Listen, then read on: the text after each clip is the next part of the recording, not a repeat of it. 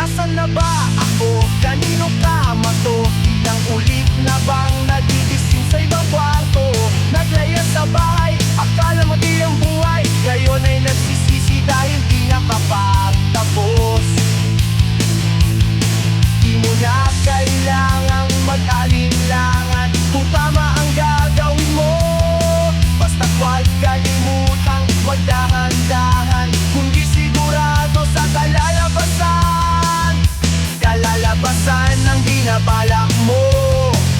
Maliit na butas lumalaki, konting gusot, dumadami.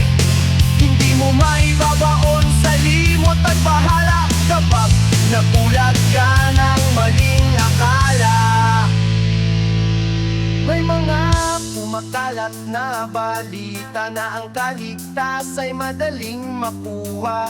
Bago maniwala, mag-isip-isip ka muna. Marami ang namamatay sa maling akala.